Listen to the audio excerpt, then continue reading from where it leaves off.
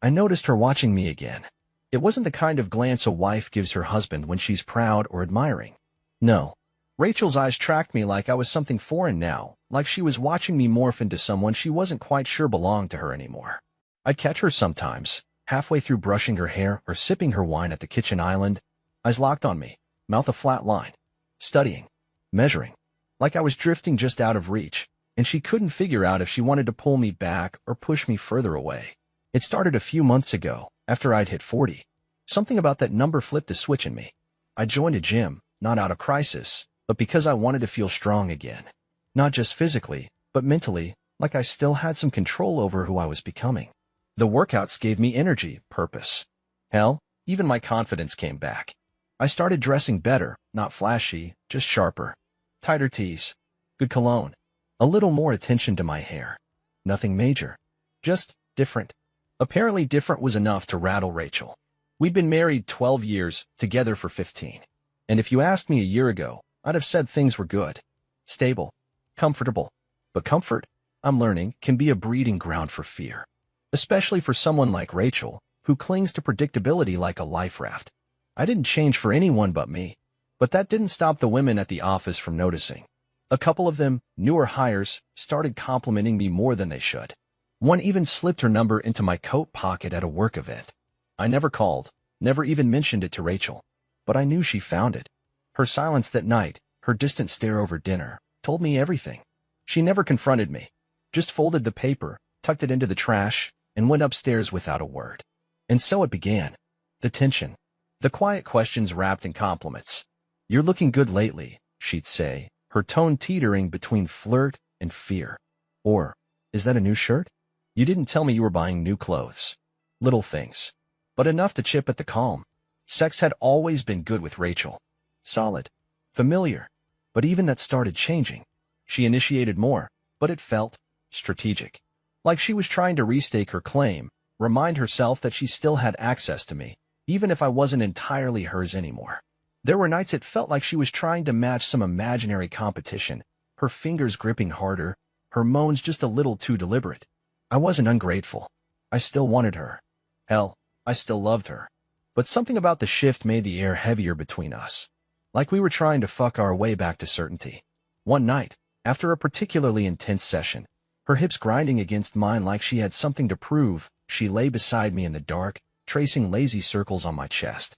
"You ever think about other people?" she asked. The question shot through me like cold water. "In what way?" I replied, trying to keep my tone even. "You know, like, just sexually, not emotionally. Just variety." I turned to look at her, and even in the dim light, I saw the flicker of insecurity in her eyes. "Is this hypothetical?" She gave a nervous laugh. "Kind of. I don't know. I've been reading about couples who've opened things up. Sometimes it helps. Adds spice. Makes them stronger. Stronger." It felt like she'd rehearsed that word, clinging to it like a justification. I didn't say anything. My mind was still trying to catch up with the direction of the conversation. She sat up, the sheet sliding down her bare back. "I'm not saying I want it. Not really. I feel like something's changing between us. And I don't want to wake up one day and realize we're strangers. Or worse, that you're already gone." The weight of that landed hard. I reached for her hand. "Rachel, I'm still here. I've always been here." She looked down at me, her lips trembling. But for how long? There it was. It wasn't about the gym or the clothes or the women at work. It wasn't even about me. It was about her. About her fear of being left behind while I rediscovered pieces of myself. About her feeling like my evolution was her expiration. I pulled her back down beside me, holding her close, kissing her forehead. "I love you," I whispered. But her silence said she wasn't sure that was enough. And somewhere, deep inside me, a quiet voice whispered that maybe it wasn't. The next time she brought it up, she was holding a glass of Cabernet and staring out at our backyard like it was a world she couldn't quite reach anymore. It was a Wednesday night, the kind of evening where dinner was quiet and the air between us hummed with unspoken things. I was washing the dishes when she spoke, her voice casual but brittle around the edges. "So, I've been reading more about open marriages," she said, like she was talking about a new recipe or a parenting trend. I dried my hands and turned to face her. "Still thinking about that?" Rachel nodded, but didn't look at me. "Not in a reckless way. I've just been exploring. listening to podcasts, reading forums. It's not just about sex, you know. It's about trust, freedom, keeping the spark alive. I leaned back against the counter, arms crossed. What are you really afraid of? That made her blink. She glanced at me, then down at her wine. Losing you, she said quietly. Losing us. I stepped closer, resting a hand on her hip. You're not losing me. She laughed, but there was no humor in it. You say that now, but you've changed. You look good, Adam. You feel good about yourself. And when you walk into a room now, women notice. I see it. You don't even have to try. So this is about control? I asked gently, keeping the playing field level. Rachel's jaw tightened, then relaxed. Maybe. I don't know. But I can't pretend I'm not scared. I've seen what happens to couples when one person outgrows the other. When one starts to crave something more. I don't want to wake up one day and find out you've already left me in your head. I pulled her into my arms, felt her body press against mine. The scent of her shampoo, lavender and something sweeter, hit me like a memory I couldn't quite hold on to. I kissed the top of her head. Then let's fix what's broken. Together. We don't need to let anyone else into this. She pulled back just enough to look at me, her eyes searching mine. But what if letting someone in is what helps us fix it? That moment felt like a shifting fault line beneath my feet. My heart thudded, not from anger, but confusion, dread. You're serious about this? I asked. Rachel nodded, her expression vulnerable, almost childlike. I'm not asking you to do anything you don't want. But maybe just the idea of it could bring something back. That edge. That mystery. I couldn't deny it. There was something seductive in the way she said it. Not the words, but the way her voice dipped just a little lower. Her hand brushed my chest, fingers spreading against my shirt. That familiar electricity between us sparked, unspoken and unresolved. I kissed her, harder than usual, and she responded with a kind of urgency I hadn't felt from her in months. Our bodies collided, grinding into the counter. Her moan hit the back of my throat. I lifted her up, sat her on the edge of the granite, pushed her skirt up. She wrapped her legs around me, her breath catching as I slid her panties to the side. It wasn't tender. It was raw, hungry, possessive, and yet, beneath every movement, there was something unspoken, desperation. Afterward, as we lay tangled on the floor of the living room, clothes scattered like evidence, Rachel touched my face with trembling fingers. See, she whispered. Even talking about it makes us feel something again. I didn't have the heart to tell her that what I felt wasn't connection. It was panic. The realization that she was willing to gamble our marriage to soothe her fear. That maybe, deep down, she didn't trust me anymore. Or worse, didn't trust herself. Over the next week, the conversation became a recurring echo. Rachel would bring up stories she'd read online. Couples who claimed opening their marriage saved it. She talked about boundaries, rules, safe spaces. She even used the word sacred once, like this idea was some spiritual awakening. And me? I nodded. I asked questions. I tried to play along, all while something dark coiled in my stomach. Then one night, she dropped the real bomb. I think we should try it. For real. We were in bed. She was in one of those soft cotton nightshirts that clung to her curves in just the right places. Her leg was thrown over mine, her hand tracing slow circles on my chest. I don't want you to do anything out of obligation, she said, voice soft, sultry. But I want us to feel alive again. Both of us. And I think, maybe this could help. There was something haunting in her tone. It wasn't excitement. It was fear disguised as freedom. A woman offering up her husband not because she wanted to share him, but because she was terrified he'd leave otherwise. So I did the only thing that made sense in that moment. I said yes. I agreed to an open marriage, not out of desire or curiosity, but because I thought it would make her feel safe. Because I never thought she'd really follow through. And because, God help me, I didn't think I ever would either. But nothing about what followed went the way either of us expected. It started with something simple. A handshake. Her hand was warm, soft but firm, and her smile held that quiet kind of confidence, the kind that doesn't need validation. Emily Turner, Noah's English teacher. I hadn't expected anything unusual that Thursday night. Parent-teacher conferences were always routine. Rachel was supposed to come, but begged off last minute. Work thing, she said, with a casual flick of her wrist as she walked past me, already halfway into her wine glass. So I went alone. Noah's school, with its brick façade and faded motivational posters, hadn't changed much since the last conference. I was halfway through the usual string of brief, polite conversations when I stepped into Emily's classroom. The air smelled faintly of sandalwood and old books. A small lamp glowed on her desk, casting a warm light across stacks of annotated papers and dog-eared copies of To Kill a Mockingbird. That's when I saw her. Tallish, maybe 5'9". Auburn hair pulled into a loose braid over one shoulder, a few strands escaping to frame her face. She wore a green silk blouse tucked into high-waisted jeans. Not flashy, not flirty, just effortlessly beautiful. "Mr. Mason?" she asked, rising from her chair. "Adam," I replied, and took her outstretched hand. That's when it happened. That pause. That flicker of something between us, an energy. I felt it. I know she did too. It wasn't overt. Nothing inappropriate. But her eyes lingered just half a second longer than polite. Her lips twitched like she was suppressing a grin she didn't mean to let slip. We sat across from each other in those absurdly tiny student desks, knees almost touching. "Noah's bright," she said. "Quiet in class, but sharp. I've seen his writing improve a lot this semester." I nodded, smiling. "That's all him. I was more the math and science type. I still get nervous around commas." She laughed, the sound low and genuine. "There's a rhythm to good writing. Once you hear it, the commas fall into place." "I like that," I said, then caught myself. "The way you said that. The rhythm part." She tilted her head. "Well, I moonlight as a poet." My eyebrows raised. "Seriously? Seriously? Open mic nights, small publications. Nothing major. But it helps keep the teaching soul alive." That sparked something in me.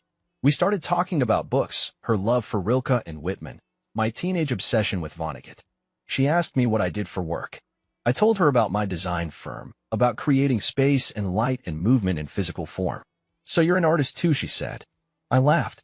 "Architects are failed artists who decided to get paid." She smiled again. "I don't know. There's something beautiful about designing something people can live in. That stays with them. That holds their lives." The air felt heavier than charged. Our conversation had stretched well beyond the usual 10-minute time slot, but neither of us moved. Her eyes met mine again, calm, curious, and just slightly mischievous. "I probably should let you get to the next teacher," she said finally, though her tone didn't sound eager to end anything. "Right?" I said, standing. "But thank you. For everything. Noah's lucky to have you." She stood too, and for a brief second, we just looked at each other. Not awkward. Just quiet. Present. "You know," she said, brushing a loose strand of hair behind her ear, "we're hosting a literary night next month. Parents are welcome. Some of us teachers will be reading our work. You should come." "I will," I said, too quickly. Then I added, "For Noah, of course." She grinned. "Of course." That night, I lay beside Rachel in bed, her back turned to me, already half asleep, and I stared at the ceiling. I wasn't trying to think about Emily Turner. I really wasn't. But I remembered the way she tucked her hair, the way her voice dropped just slightly when she talked about poetry, the little lilt in her laugh. And most of all, I remembered the way she looked at me, like I wasn't invisible, like I wasn't someone fading in the background of my own life. That single thought kept me awake long after Rachel's breathing slowed into sleep. I told myself it was harmless, that nothing would come of it. I was married, after all. We had rules now. We had freedom. But what no one tells you is that freedom doesn't mean clarity. Sometimes it just opens the door to chaos. And mine had just cracked open. I told myself it was harmless. Volunteering for the school's book fair wasn't something I ever imagined doing. But when the email came around asking for parent volunteers, I signed up before I could think too much about it.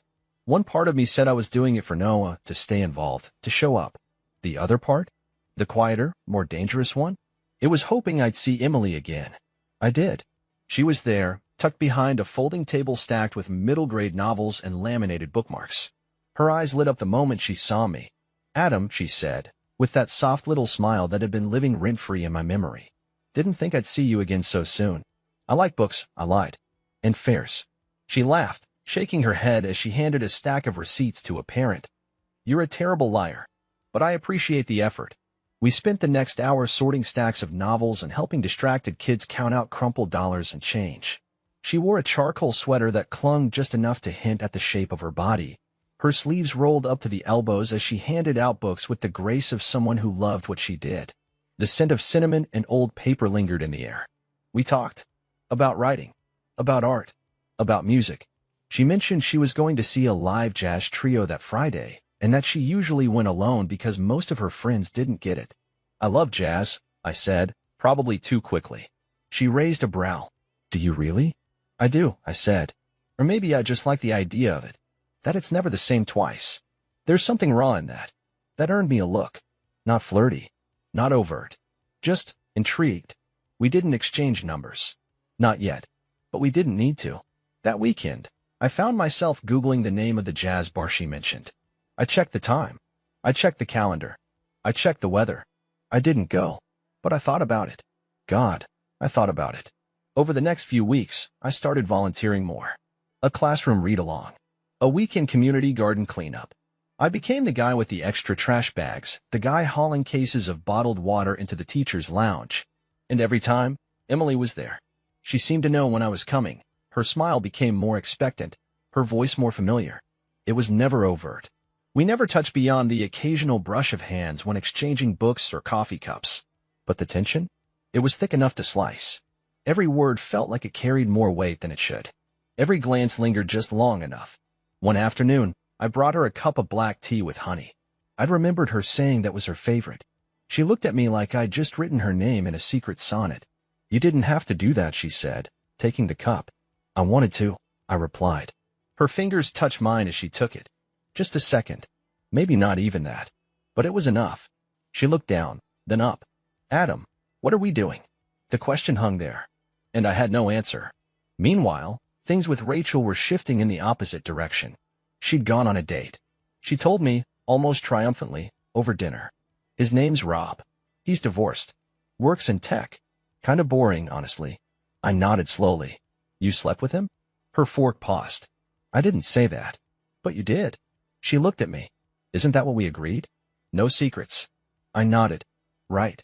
No secrets. She reached across the table, touched my hand. I'm doing this because I love you, Adam. I want us to be stronger. This doesn't mean I don't want you. But I couldn't help noticing the subtext. I had to want her, too. I tried.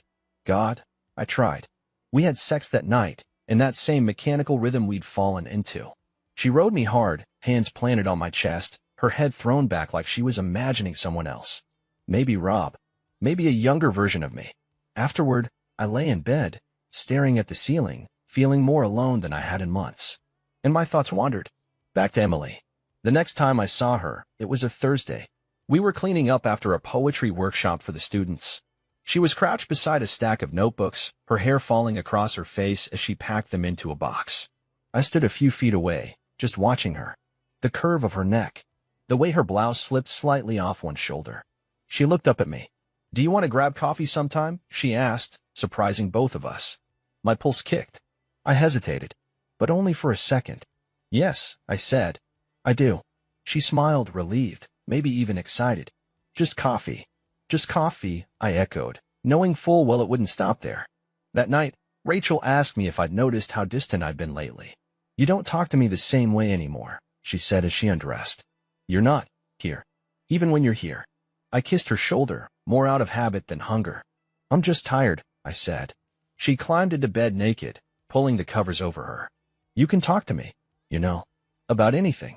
I looked at her. The woman I had built a life with. The woman who had asked for an open marriage out of fear. And I realized I could talk to her, but I didn't want to. Because somewhere between her searching glances and Emily's quiet smiles, something had shifted. Something I didn't know how to undo. The night it happened wasn't planned. At least, not in the way people imagine affairs begin, with lingerie and hotel rooms and the flick of a light switch. No, this one started in a quiet auditorium, with folding chairs, applause, and the low murmur of voices echoing off painted cinderblock walls. It was the school's literary night. Emily had invited me weeks ago, and I said I'd be there without hesitation. I didn't tell Rachel. I didn't feel like I had to. We'd stopped checking in with each other about things like that. The boundaries we used to rely on were gone, replaced with vague agreements and uneasy silence. I sat in the second row, hands clasped, watching Emily step onto the stage. She looked radiant under the spotlight, navy dress, loose curls falling around her shoulders, a small silver pendant glinting at her throat. She held a single page in her hands. No notes. No phone. Just her voice. I wrote this piece last year, she began, her eyes scanning the small crowd. About falling in love. Unexpectedly. and all the things it makes you remember about yourself. My breath caught, and then she began. The poem wasn't flowery. It didn't rhyme. It was raw and elegant and achingly honest. She spoke about the thrill of connection, the kind that slips in quietly, without permission. About how a glance can carry more heat than a kiss. How a stranger can see parts of you your partner has long forgotten. I don't know if anyone else in that room knew, but I did. She was reading me. When she finished, the room applauded politely. I couldn't move. Not at first. She stepped off the stage, caught my eyes in the crowd, and offered the faintest smile. Not smug. Not proud. Just open. When she finally approached, the crowd started thinning out. Hey, she said, brushing a curl behind her ear. Thanks for coming. You wrecked me up there, I said, my voice lower than I meant it to be. She smiled softly. It's not about you, you know. I raised a brow. But it could be, she added, almost a whisper. We didn't say goodbye. We just walked, out of the school, into the cold night air, down the block toward my car. The silence between us was thick with everything we weren't saying. I opened the door for her without thinking. Want to get a drink? I asked, half hoping she'd say no. She didn't. We ended up at a little wine bar, dimly lit and half empty. We sat in a booth in the back, red wine between us, the kind of music playing that makes people lean in closer. This is dangerous, she said. I know. And yet we're still here. I know that too. We talked. About things that mattered. About how lonely marriage can be even when you're not technically alone. About the ache of feeling invisible. About how it felt to be truly seen again. At some point, her hand drifted to mine. She didn't look down, didn't ask for permission. Just rested her fingers there, like they belonged. I've wanted to do this for weeks, she said. So have I whispered. And then, finally, we kissed. It wasn't a stolen moment or a rushed mistake. It was slow, intentional. Her lips were soft, parted slightly, her breath warm as she leaned into me. My hands cradled her jaw, her cheek. Her body trembled, not from nerves, but from release. I don't know who suggested leaving. Maybe we didn't need to say it. Maybe we both knew we couldn't stay in that booth and pretend this was anything less than inevitable. We went to her place. Her apartment was small, warm, lived in. Books stacked in corners, a cardigan draped over the couch. She lit a single candle, set her keys down, turned to face me. Are you sure? She asked. I didn't answer. I just stepped forward, kissed her again, and that was all the answer she needed. We undressed slowly, not like a couple caught in a moment of lust, but like people trying to memorize the feeling of undressing someone they've been waiting to touch. Her skin was soft, freckled across her shoulders and collarbone. Her bra came off with a flick, and she didn't cover herself, just stood there, letting me look. Her body wasn't flawless. It was real. It was stunning. She undressed me next, her fingers trailing over my chest, my stomach, stopping just at the waistband of my jeans. Still sure? She asked again. This time I did answer. More than anything, sex with Emily was different. Not just because it was new or forbidden, but because it was full of curiosity, of hunger. She wasn't performing. Neither was I. We moved together like two people finding a language we forgot we once knew. She made sounds Rachel never did, small, breathy gasps that spiked when I pushed deeper. She whispered my name like a secret. When she came, she buried her face in my neck, her body trembling against mine. And afterward, we didn't speak. We just lay there, her head on my chest, my fingers stroking her hair. My heart pounding like I'd just escaped something. Or maybe just crashed into something I couldn't crawl back out of. I came home around 1 a.m. The house was dark. Rachel was asleep, or pretending to be. I undressed in silence, crawled into bed beside her. She stirred slightly, her back to me, but said nothing. And for the first time since we started this open marriage, I felt what it really meant. Not freedom, not thrill, but rupture. I lay there, listening to her breathing, staring at the ceiling, knowing the lie I had just dragged into our home wasn't one I could hide forever. I didn't regret what happened with Emily, but I knew, without a doubt, there was no going back. I should have known she'd find something. You don't spend 12 years married to someone and not learn how to sniff out the shift in their rhythm, the change in their scent, their gaze, their tone. Rachel wasn't stupid. She was scared. And when fear sharpens, it becomes one hell of a bloodhound. It started with a silence. Not the kind we'd grown used to in our home, the one that hung over our dinners and lingered in bed. This was different. Intentional. Rachel stopped asking questions. Stopped commenting on my gym schedule, my new shirts, the way I came home later than usual 2 nights in a row. She didn't nag. Didn't accuse. She just watched. That's when I knew she was looking. And one night, she found something. I'd left my phone on the kitchen island. Careless. I never used to think twice about where I left it. Now it felt like a loaded gun sitting between us. I was in the shower when she read it, a text from Emily. It wasn't explicit. It wasn't even obvious. Just 6 words. Last night still lingers on me. But that was all it took. When I came downstairs, towel around my waist, Rachel was waiting at the table. Her phone sat beside mine. Her wine glass was full, untouched. You forgot to close your messages, she said, voice flat. I froze, heart thudding against my ribs. Rachel. She raised her hand, cutting me off. Don't insult me by denying it. I pulled out a chair, sat across from her, and for a moment, we just stared at each other, 2 people standing at the edge of the cliff they built together. Who is she? Rachel asked, her voice quiet. Controlled. I hesitated. Someone I met at Noah's school. Her jaw clenched. So that's why you've been so involved. The book fairs. The workshops. The extra volunteering. Jesus, Adam. I rubbed my face, the shame pressing into me like heat. It wasn't supposed to happen, but it did. I nodded. Are you sleeping with her? Yes. Her breath hitched, just slightly. But she didn't cry. She stood, walked to the sink, poured the wine out slowly like it was something poisonous she'd just realized she was holding. Then she turned back to me, arms crossed. I thought I could handle this, she said. I thought the idea of an open marriage would make me feel in control, like I could breathe again. But now, she laughed bitterly. Now I realize I lit the match and handed you the gasoline. I stood too. You're not to blame, aren't I? Her eyes were glassy now, but she held it together. I was so scared of losing you that I gave you away. I wanted to believe you wouldn't actually fall for someone. I didn't plan this, Rachel. No one plans it, she snapped. But you kept it from me. You lied. And that's not part of the arrangement, is it? I took a step toward her. I didn't tell you because I didn't want to hurt you. Too late.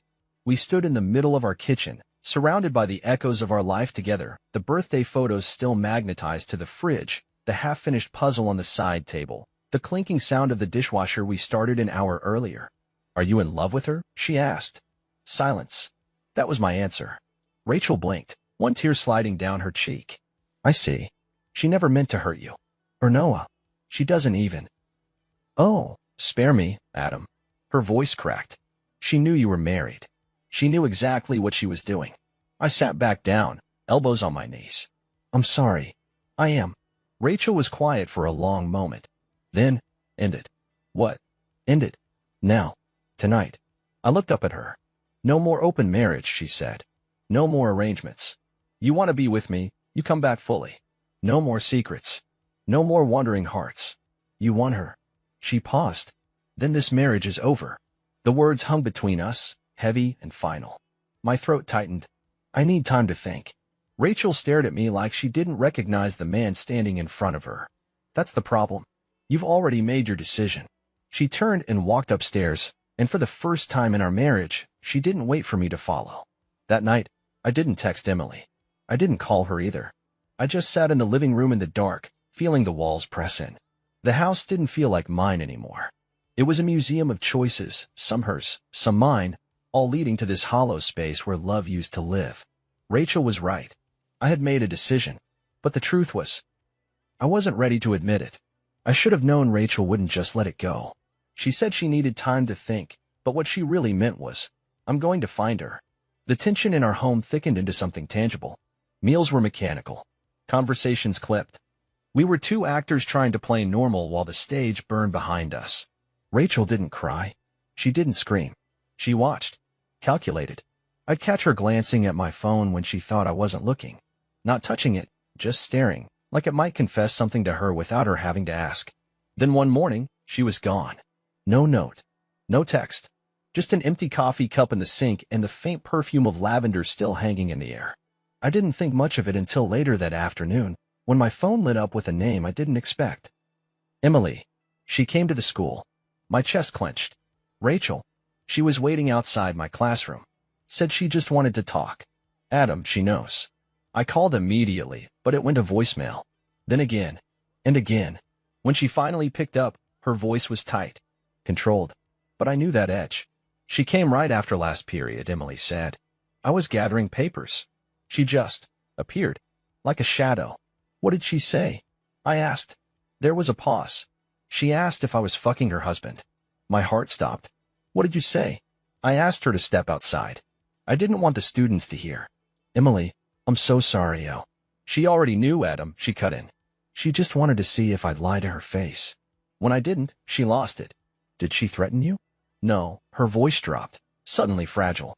But she looked at me like I was less than human. I closed my eyes, shame prickling under my skin. She's not angry at you. She's angry at me. She has every right to be angry at both of us. I didn't argue. Couldn't. Emily had never asked for this. And yet, she'd walked into the fire anyway for me. She said she'd go to the school board, Emily added quietly.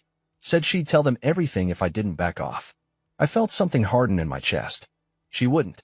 She might. We were quiet for a moment. Then Emily said something I wasn't ready to hear. Adam, I need to protect myself. My job. My name. Noah. Of course. I care about you. You know that. But I didn't sign up to be the villain in someone else's marriage. I can't be the reason your son gets pulled into some scandal. You're not. Emily. I need space. Just for a bit. Please. The line went dead before I could respond. When I got home, Rachel was waiting. She stood at the kitchen island, wine glass in hand, looking calmer than she had any right to. Her blouse was still crisp from work, her hair pinned up neatly. Her whole appearance was a perfectly rehearsed mask. You went to see her, I said. She deserved to see the woman whose name has been haunting our bed, Rachel replied evenly. That wasn't your decision to make. No, she said, swirling the wine. But neither was sleeping with her. Touché. She set the glass down. I didn't yell. I didn't cause a scene. I just made it clear that if she continues seeing you, I'll make sure the school knows everything. She's Noah's teacher. She's also your mistress. The word stung like a slap. She's not the villain here, I said quietly. Rachel's eyes flashed. And I am. I didn't respond. I didn't need to. The room was already too full of truths neither of us could carry alone. I wanted to believe this open thing would fix us, she said, her voice cracking. But it wasn't about sex. Not really. It was about you. About trying to stop you from slipping away. She wiped under her eye, her mascara smudging just slightly. But I see now I wasn't trying to stop you. I was giving you permission. And you took it. She looked at me, then really looked. You love her, don't you? I opened my mouth. Closed it again. That was answer enough. Rachel gave a small, humorless laugh. God, I was so scared you'd leave me for someone younger. Someone prettier. I never imagined it would be someone who saw you. Her voice softened. She looks at you the way I used to. Silence stretched between us. Long, heavy, unforgiving. Then she spoke again. You have a choice, Adam. Right now. End it. Walk away from her. Come back to your family. Or keep walking toward her and lose all of this. I swallowed hard. It's not that simple. It is, she said. You just don't like the answers. And with that, she turned and walked upstairs, leaving me with the echo of my own silence. The house felt heavier after she gave me the ultimatum, like it was waiting for me to choose who it belonged to. Rachel avoided me for 2 days. Not passive-aggressive silence, but full-on detachment. She moved around the house like a stranger occupying borrowed space, silent breakfasts, solo dinners, falling asleep before I even got into bed. Every trace of affection was gone, vacuum-sealed, and filed away with the rest of our memories. I thought about her words constantly. Walk away from Emily. Or lose everything. It sounded simple, but it wasn't. Because the moment she said it, I realized something terrifying. I didn't want to. I didn't want to walk away from Emily. It took me 3 days to reach out. Not because I didn't want to, but because I wasn't sure I had the right. After Rachel's confrontation at the school, I knew Emily was wounded. She didn't answer my first call, or the second. I finally sent her a message. Can we talk? Somewhere quiet. Just us.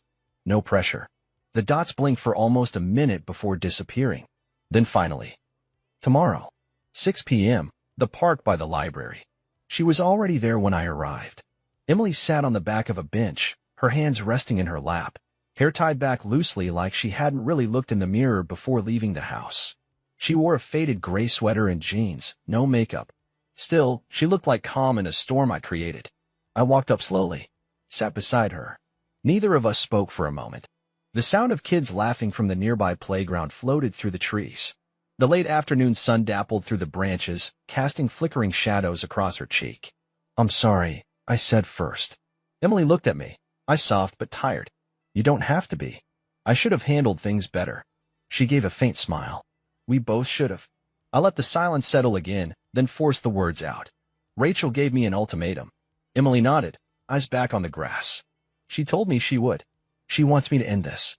She didn't flinch, didn't beg. Just looked at me and asked the hardest question of all. Do you want to? I should have had the answer ready. I should have known the second I walked into that park. But all I could do was whisper, no. Emily looked down at her hands. Then what are we doing, Adam? What happens next? I leaned forward, elbows on my knees, staring at the ground like it might offer clarity. I've built a life with Rachel. We have a house, a son, history. Emily's voice was quiet, but unflinching. And with me, with you, I exhaled. With you, I feel like I'm not fading. I feel seen, wanted, alive. She reached over and took my hand, lacing her fingers through mine. I didn't ask for any of this. I didn't plan to fall for you. But I did. And I can't keep being your secret. I know. If you choose her, I'll walk away. I won't chase you. But if you choose me, I need you to be all in. Not half. Not hiding. I nodded. I want that. With you. Her eyes searched mine. Are you sure? Yes, I said, the word steady now. I'm done lying. To her. To you. To myself. And just like that, the decision that had loomed like a storm finally broke. That night, I told Rachel. We sat at the kitchen table again, same chairs, same wine bottle between us, but the silence was heavier. She didn't ask where I'd been. She didn't look at me until I said her name. Rachel.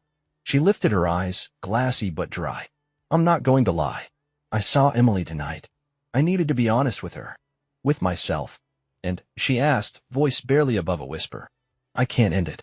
I won't. I know that hurts you. But pretending I can go back to how we were, it's not fair to either of us. She nodded slowly, as if she'd already known. So this is it. I think it has been for a while, I said gently. Rachel wiped the corner of her eye, then let out a shaky breath. You really love her? Yes. More than you love me? I didn't answer. Because it wasn't about more. It was about right. I still care about you, I said. But we've been surviving, not living. You felt it too. Her lips trembled, but she nodded. I just didn't want to be the one who failed. You didn't fail. We both just changed. She stood then, walked to the sink, her back to me. I want you out by the end of the week, she said. I'll stay in the guest room until I find a place. I'll be respectful. For Noah's sake, let's not tell him everything yet. Agreed. She turned then, finally facing me. You're choosing her. So go all the way. Don't half-ass this like we half-assed everything for the last few years. Her voice cracked at the end, but she didn't cry. She was stronger than I'd given her credit for. And she was right. It was time to stop hiding. I knew she wouldn't take it lying down. Rachel never went down quietly. That was part of what made her who she was, her fire, her conviction. But I never expected her to torch the whole house on her way out of it. It started 2 days after I moved into a short-term rental on the edge of town. The place was small, barely furnished, and still smelled faintly of the last tenant's cologne. But it was mine. Or at least, it wasn't ours. And that was a start. I was unpacking a box of old design magazines when my phone started buzzing nonstop, texts, missed calls, notifications flooding in like a tidal wave. The first message that stopped me cold was from a coworker. Hey man, just saw that post. You okay? Then from a friend I hadn't spoken to in months. Rachel really did that? I opened Instagram and my stomach dropped. Rachel had posted a photo, an old one of us at a school event, me standing just a few feet away from Emily. Her caption? When your son's teacher becomes your husband's lover. 12 years of marriage shattered. He said it was open. Apparently, so was her classroom. Hashtag betrayal, hashtag trust no one, hashtag the other woman. The post was shared over 40 times before noon. Then it hit the PDA Facebook group. Then a local parenting forum. It didn't take long before people connected the dots. By evening, it was everywhere. In the comments. In the school hallway. In whispers passed over lunch tables and carpool lines. I called Emily immediately. I saw it, she said, her voice sharp with panic. It's blowing up. I'm so sorry. She named the school Adam. She tagged the district's handle in the comments. My stomach twisted. Are they contacting you? They already did. I've been asked to come in tomorrow morning. Administrative leave while they review the situation. She didn't say because of you, but I heard it in her voice. Felt it in my bones. I'll handle it, I said. I'll go to the board myself. I'll tell them it. And say what? That you seduced a teacher during your open marriage crisis? Emily. I love you, Adam. But I don't know if I can survive this with you. Silence. I felt it like a fracture in my chest. I'm not going anywhere, I said finally. We'll get through this. She didn't respond right away. Just sighed, soft and broken. I don't want to be the woman everyone whispers about. The homewrecker. The distraction in a married man's life. You're not, I said. You're the only thing that's felt real to me in years. But reality doesn't care about feelings. By the next week, Emily was officially placed on administrative leave. The school cited ethical concerns and pending investigation. Her classroom sat dark. Her students, Noah included, were shuffled to a substitute. The hallway felt colder without her. Noah asked questions. Not many, but enough. Why aren't you and Mom together anymore? We're figuring some things out, Bud, I said. He nodded slowly. I heard some kids at school talking. About Miss Turner. I froze. What did you hear? That she might not be coming back. That she was involved with someone's dad. He didn't look at me when he said it. I swallowed hard. Don't believe everything you hear. He didn't say anything else. Just walked to his room and closed the door. That hurt more than I expected. Back at work, the whispers followed me like shadows. No one confronted me directly, but I could feel the judgment. It was in the polite smiles, the lingering looks, the sudden quiet when I walked into the break room. A few close friends reached out. One of them, Kevin, pulled me aside. You okay? I hesitated. Not really. You love her. I nodded. Then fight for her. Let the rest of it burn. He clapped my shoulder, walked away. It was the simplest advice anyone had given me. I brought Emily flowers the day after her meeting with the district. She opened the door, looking pale and tired, wrapped in a sweatshirt that dwarfed her frame. You didn't have to do this, she said, taking the bouquet. I wanted to. She stepped aside, let me in. We sat on her couch in silence for a few minutes before she finally spoke. I might lose my job. I know. I don't want to hate you, she said softly. You won't. I'm scared. I reached for her hand. So am I. But I'm still here. We're in this now. She nodded, eyes welling up. I just didn't think it would explode like this. I leaned in, pressed my forehead to hers. We'll build something new from the ashes. And for the first time in days, I saw it again, that flicker of warmth behind her eyes. That spark I'd fallen for. That piece of her untouched by gossip, or judgment, or scandal. It wasn't over. Not yet. It was early spring when I signed the divorce papers. The trees outside the courthouse were just beginning to bloom again, those soft pink blossoms dusting the sidewalks like confetti from some celebration I didn't feel quite ready for. But still, there was something strangely peaceful about it. No yelling. No accusations. Just signatures and silence. Rachel sat across the table from me, dressed simply in jeans and a gray sweater. Her makeup was minimal. Her eyes didn't avoid mine, but they didn't linger, either. We were good, once, she said, her voice soft, like she wasn't sure if she was talking to me or herself. We were, I agreed. We didn't rehash it. We didn't try to rewrite history. What we built together, 12 years of life, laughter, fights, sex, holidays, grief, it was still real. Still valid. But it had run its course. I hope she's worth it, Rachel added, sliding her copy of the papers across the table. I met her gaze, steady. She is. But this wasn't just about her. Rachel didn't respond right away. Then, finally, I know. There was no hug. No final kiss. Just a quiet exit and the sound of my own footsteps trailing behind me. Emily was waiting for me that night. Not with wine or candles. Not with some triumphant welcome. She opened the door in sweatpants and a t-shirt, hair tied up, eyes cautious. I signed them, I said. She nodded, stepping aside. How do you feel? I thought about it for a second. Empty. Relieved. Guilty.